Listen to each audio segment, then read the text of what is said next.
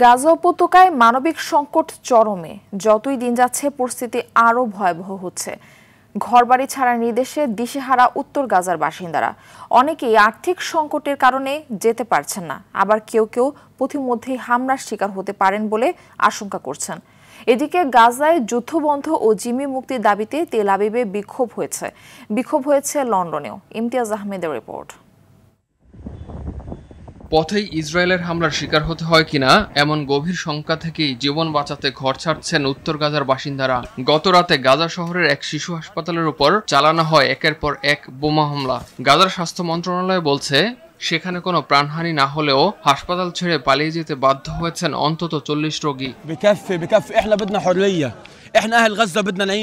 হামলা সত্ত্বেও চিকিৎসকদের সঙ্গে রয়ে গেছেন শিশু ও গুরুতর অসুস্থরা। ইনকিউবেটর ও ডায়ালাইসিসে থাকা শিশু ও রোগীদের ওপর করা বোমা হামলাকে ভয়াবহ বলে উল্লেখ করেছেন যুক্তরাজ্যের মধ্যপ্রাচ্য ও উত্তর আফ্রিকা বিষয়ক মন্ত্রী হ্যামিশ ফ্যালকনার। জাতিসংঘের স্বাধীন তদন্ত কমিশনের প্রতিবেদন প্রকাশের একদিন পরই গাজায় ইসরায়েলের চালানো গণহত্যার বিষয়ে বিবৃতি দিয়েছেন যুক্তরাষ্ট্রের সিনেটর বার্নি স্যান্ডার্স। বলছেন, ফিলিস্তিনিদের হত্যাযজ্ঞে যুক্তরাষ্ট্রের মদদ বন্ধ হওয়া উচিত।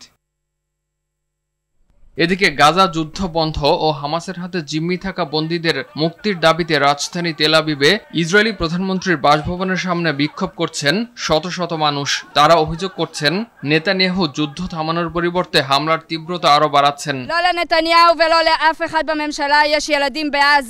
অন্যদিকে যুক্তরাষ্ট্রের প্রেসিডেন্ট ডোনাল্ড ট্রাম্পের যুক্তরাজ্য সফর চলাকালে লন্ডনে অনুষ্ঠিত হচ্ছে বিশাল বিক্ষোভ সমাবেশ।